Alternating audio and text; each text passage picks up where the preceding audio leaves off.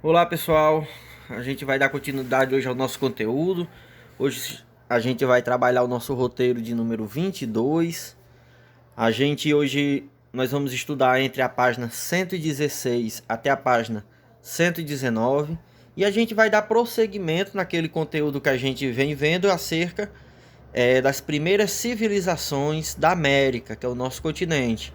A gente viu as civilizações mães, né? Digamos, as primeiras que a gente tem notícia. Vimos os Olmecas, os Muxicas, na região dos Andes, aonde fica essa região mais montanhosa da América do Sul.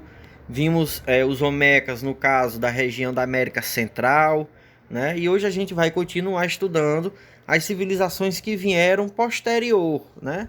Que já são civilizações que a gente costuma ter um pouco mais de fontes, de notícia.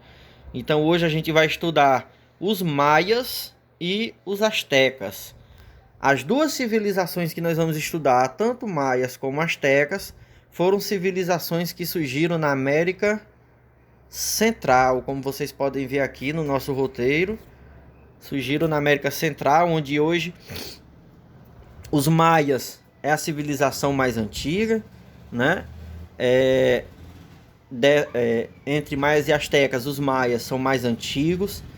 Os maias surgiram aí por volta de 500 antes de Cristo, né? E estima-se 500 antes de Cristo e se estenderam aí até por volta de 700 depois de Cristo.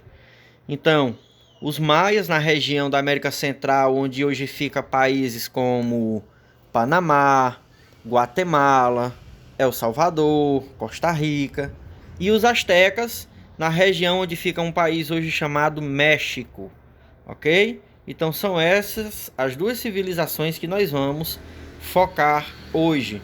E aí vocês já devem, né, perceber aqui pelo nosso roteiro que essas civilizações que vamos estudar hoje, por elas serem herdeiras das outras que vieram anteriormente, isso quer dizer que elas herdaram todo o desenvolvimento das civilizações como os Olmecas e ainda conseguiram dar um salto, né?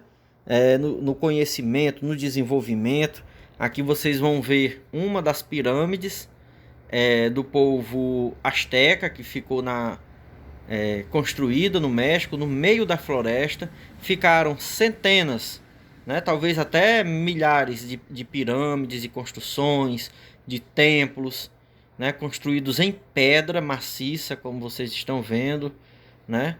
São pirâmides com dezenas, às vezes até centenas de metros, dezenas de metros, né? E grande parte delas hoje está coberta pelas florestas. Muito bem. Como eu já falei, a nossa aula vai ser hoje em torno de essas 4 páginas, né? Da 116 até a 119. A gente vai estudar essas duas civilizações, maias e astecas. Antes de prosseguir, pessoal, com o conteúdo, gostaria de fazer aqui a correção da atividade da semana passada. Nós tivemos 3 questões, né? Que era lá da página 126, a 1, a 2 e a 7.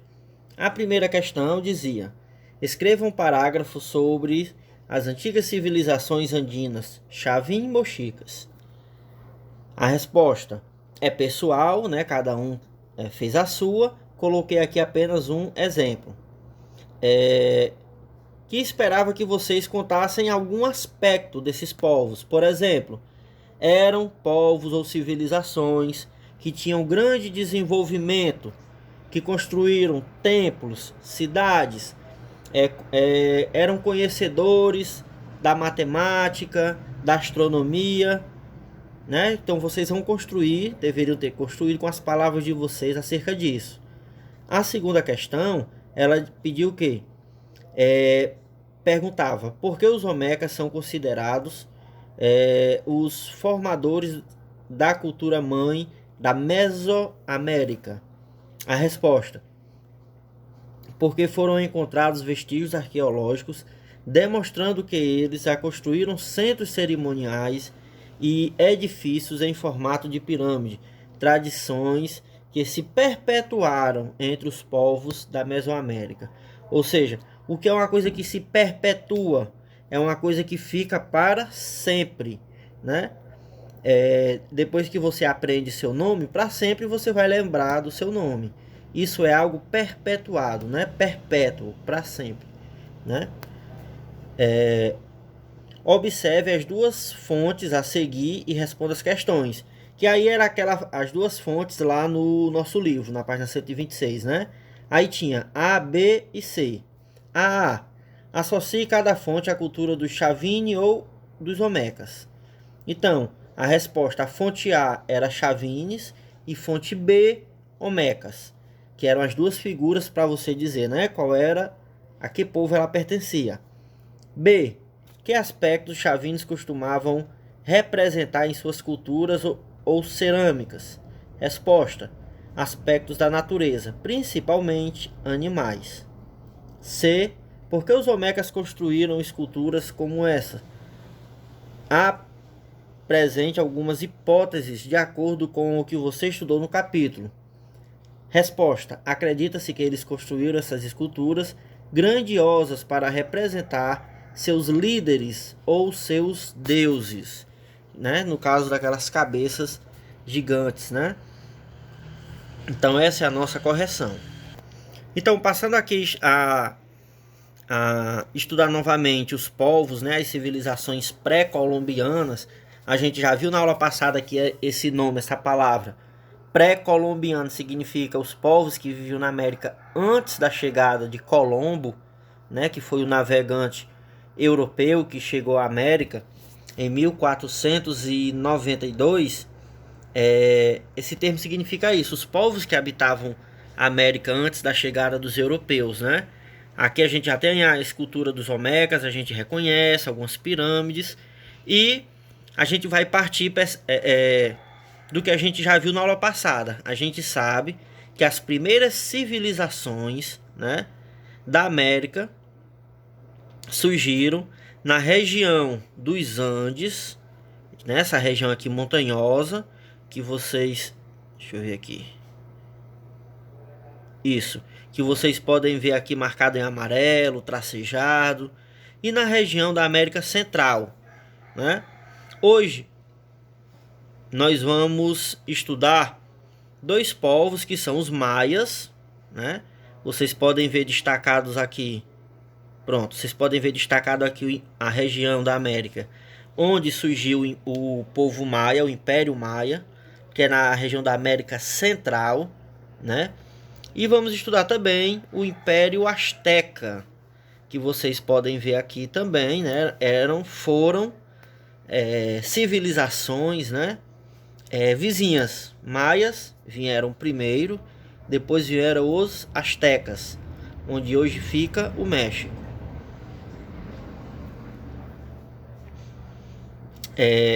Continuando, pessoal, deixa eu colocar aqui mais centralizado.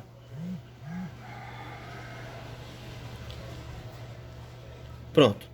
Alguns povos pré-colombianos alcançaram um elevado grau de desenvolvimento econômico, social e cultural.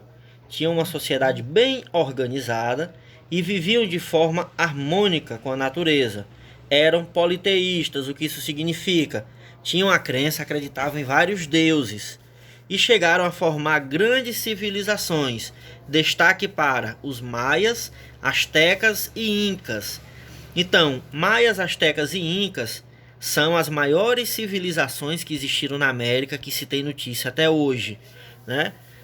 Pode ter havido alguma maior? Pode, mas não deixou vestígio ou fontes, né? Essas três são as mais conhecidas. Maias, astecas e incas. Antes desses vieram aquelas que vimos na semana passada, como os Olmecas, considerado a mãe das civilizações da América, né? A primeira que teve o conhecimento como trabalhar com pedras, transporte, né? a esculpir, a construção de templos, matemática, enfim. E aqui nós vamos ter alguns exemplos, né, de esculturas monólitos, ou seja, esculturas feitas em blocos de pedra deixados, né? Aqui nós temos, por exemplo, um calendário. Deixa eu ver se aqui se foca. Pronto. Aqui nós temos um exemplo do calendário maia, que era um calendário que marcava desde dias, semanas, meses, as estações do ano, os anos, décadas, séculos, milênios, né? Era um calendário muito completo, né? Capaz de marcar até mesmo o ano lunar, que a gente sabe que o ano são 365 dias e 6 horas. Então é por isso que a cada 4 anos, devido a esse intervalo de 6 horas, a cada 4 anos, existe um ano que é bissexto, ou seja, um ano que tem 366 dias, ao invés de 365, né? É por isso que a cada 4 anos, o calendário vem com o dia 29 de fevereiro. E durante os outros anos, ele vem apenas com até o dia 28, né? Os maias, né, na época deles, né, cerca de 300 anos antes de Cristo até 700, eles já tinham esse conhecimento, né, que o ano lunar era 365 dias mais 6 horas, né? Então isso só mostra o quanto eles eram desenvolvidos. Os maias, como é a civilização que estamos vendo hoje, deixaram dezenas, centenas de pirâmides como essas que a gente está vendo aqui, né? Pirâmides que são, né, passam dos 100 metros de altura, muito parecidas com as pirâmides do Egito, feitas em pedra, né, blocos de pedra, inclusive as mesmas dimensões das pirâmides do Egito Antigo, né? Mais uma pirâmide aqui da cultura maia, né? Essas pirâmides maias, elas tinham a escadaria nos 4 cantos dela, que estava sempre alinhado com o norte, com o sul, com o leste, com o oeste. Serviu também de templos religiosos, de observatório das estrelas, né? Os maias, como eu já falei, surgiram na América Central, na península de Yucatán. Pessoal, a gente viu na aula passada uma curiosidade, que quando o mar entra para dentro da terra, como aqui, ó, uma espécie de lagoa, é chamado de golfo. Já quando a terra entra para dentro do mar, como uma espécie assim de galho, né, é chamado de península. Então foi aqui que surgiu a civilização, a cultura maia, né? E os maias, gente, eles eram divididos em cidades independentes, chamadas de cidades-estado. Cada cidade maia tinha seu próprio governante, tinha seu próprio exército. Muitas vezes elas eram, na maioria das vezes, aliás, elas eram inimigas entre si, né? Viviam em guerra entre si.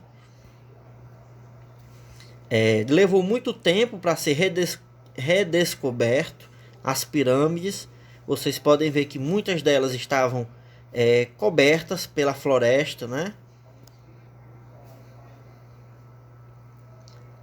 Hoje, após as escavações, essas pirâmides foram desenterradas, cidades, e ainda assim vocês conseguem ver a floresta cercando todas essas cidades, né? Então isso só mostra o quanto esses povos trabalharam, né, para construir todos esses templos complexos, né? Essas cidades no meio dessas florestas, né? Se hoje é difícil, imagina na época. Aqui algo interessante. As cidades eram governadas por um estado teocrático. O que é teocracia? Que o rei, o governante, era também considerado um deus. A zona urbana era habitada pelos nobres. Todavia, não chegaram a formar um império, mas sim o que se convencionou a chamar de cidades-estado. Aquilo que eu falei a vocês, né? Cada uma das cidades, elas eram independentes entre si, e é por isso que é chamada de cidade-estado, que é uma cidade independente. E na maioria das vezes, elas eram inimigas. Aqui tem o nome de algumas cidades, Copan, Tikal, Chichén Itzá,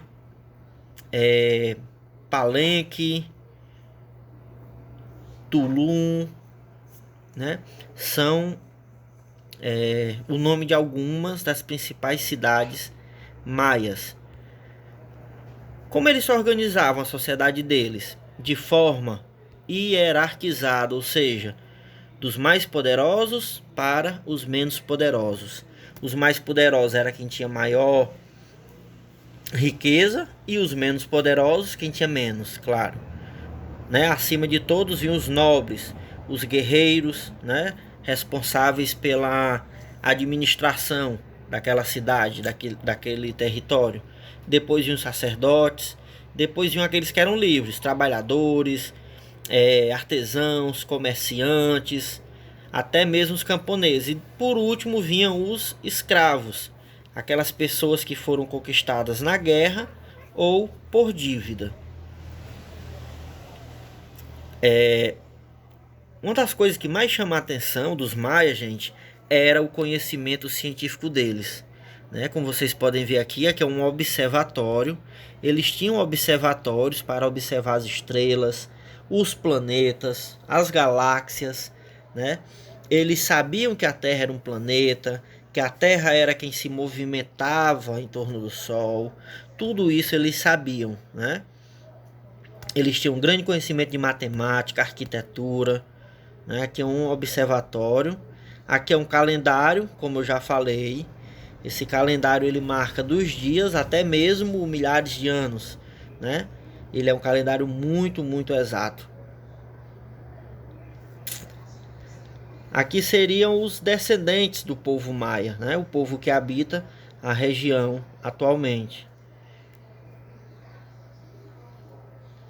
Essa imagem aqui fica melhor, né, da gente ver. Cada um desses círculos é a marcação de algo, seja de dias, seja de semanas, meses, anos, certo? E aqui a gente tem um exemplo de hieróglifos da escrita maia, uma escrita muito complexa, difícil da gente compreender, né? Até hoje não se compreendeu ela de forma detalhada, muitos símbolos não se sabe o que significa, né? Mas isso é muito importante porque isso significa que eles conseguiam ensinar aquilo que eles sabiam para as outras gerações, porque eles deixavam escrito, né? Aqui o sistema de numeração, eles tinham um sistema de numeração baseado em traços e pontinhos. Inclusive eles tinham o próprio zero, né? Vocês vão ver que 1 é só um ponto, até chegar no 5, que é um traço, né? Então 6 seria o 5, um traço, mais um ponto, que é 1. E aí continua. 10 é o 5 duas vezes, 2 traços, e por aí vai, né?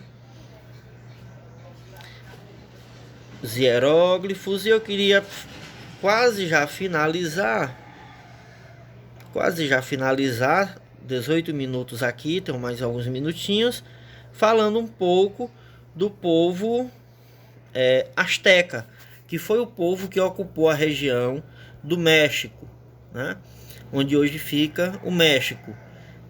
O povo asteca, diferente dos maias que viviam em cidades independentes, os astecas formaram um império, ou seja, um único governante governava todas as cidades, todo o território, né? Os astecas eram guerreiros.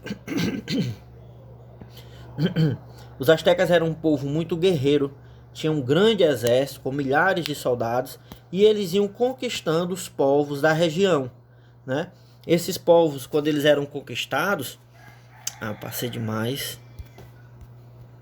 Quando eles eram conquistados, eles eram obrigados a pagar impostos para o rei asteca. Então, por isso eles eram muito ricos, né?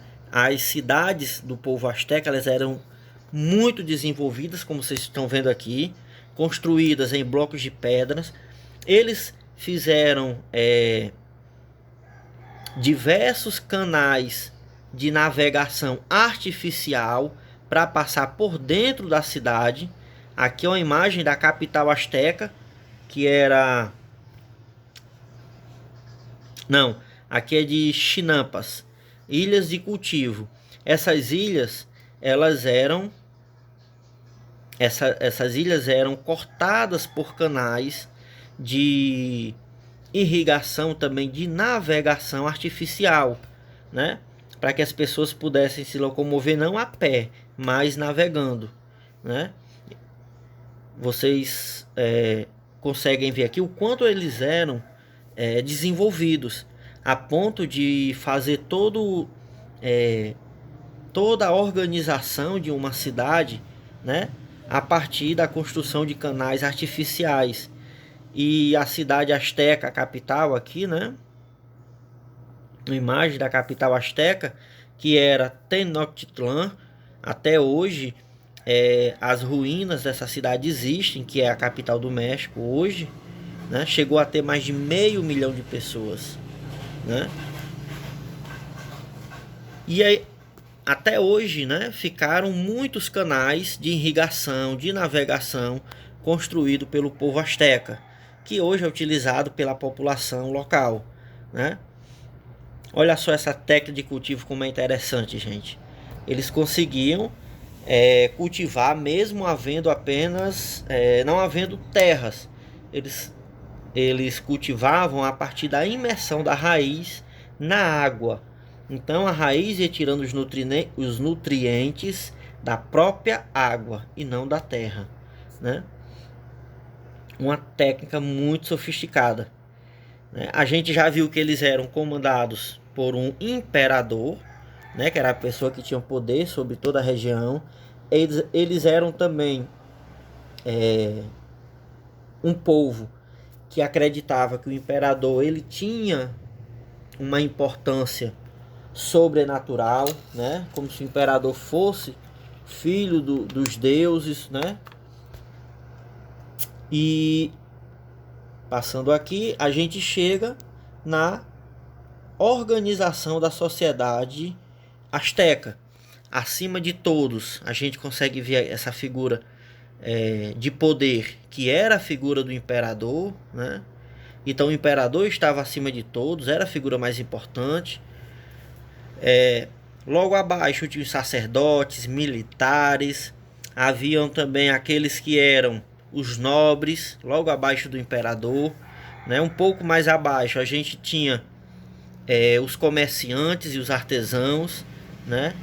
E por último a gente tinha a figura dos camponeses, que trabalhavam nas terras das aldeias. Eles eram quem prestava o serviço obrigatório em caso de guerra, na construção das barragens, as construções, né, do Império, pirâmides. Então eles eram obrigados a trabalhar uma parte de dias para eles, para a família, né? Desculpa aqui.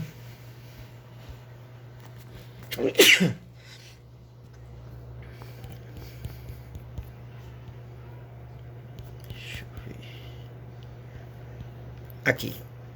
Eles eram obrigados a trabalhar uma parte dos dias do ano para eles, para sua família, e outra parte do ano eles trabalhavam para o imperador, né? Isso era obrigatório. Então vocês vão ver que assim como os maias, os astecas também se dividiam de forma hierarquizada.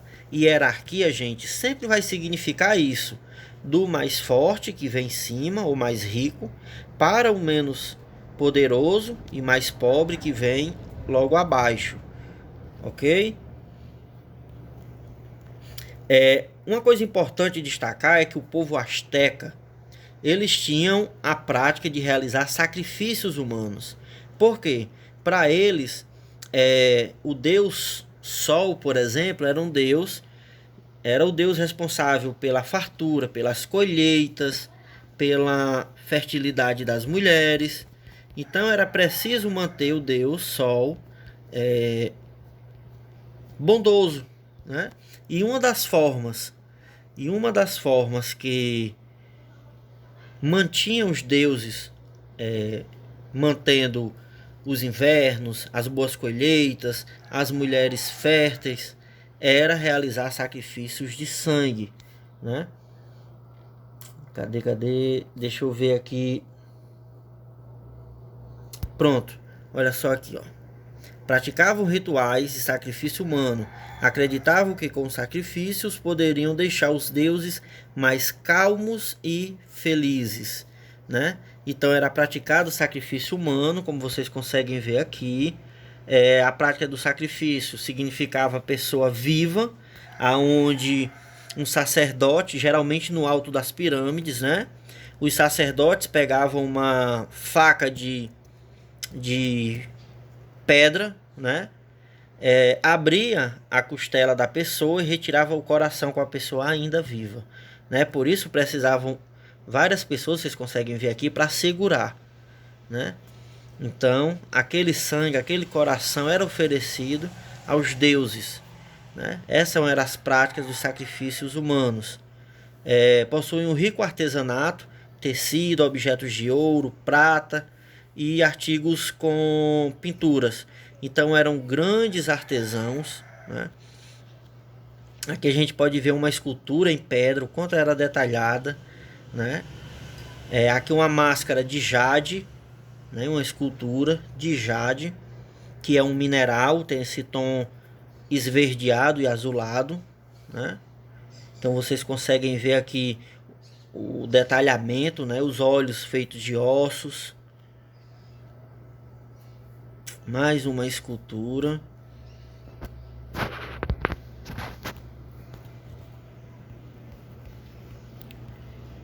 Pronto.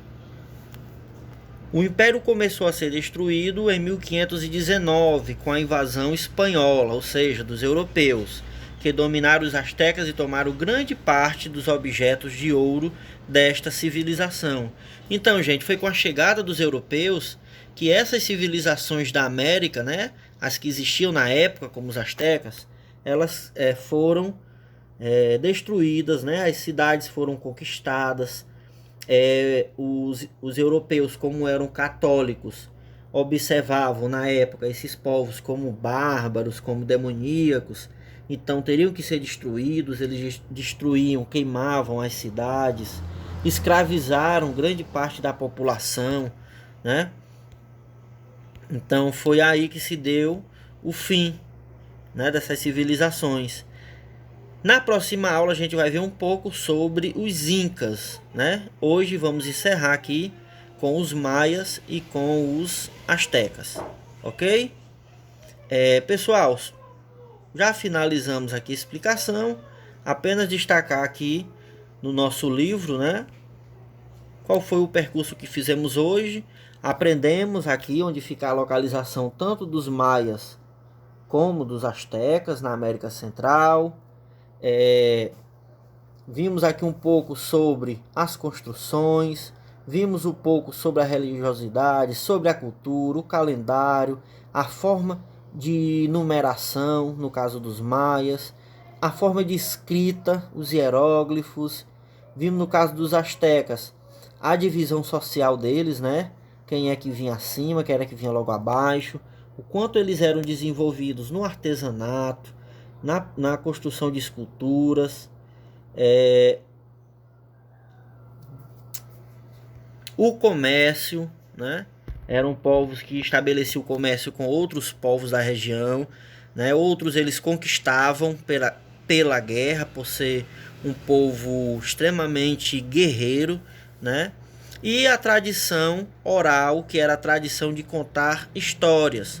A história dos reis, dos imperadores, dos guerreiros, de cada família era passada de geração para geração de forma oral, né? De boca a boca, ok? Então aqui a gente encerra e a gente volta para o nosso grupo agora, onde a gente vai fazer a nossa atividade de hoje, ok?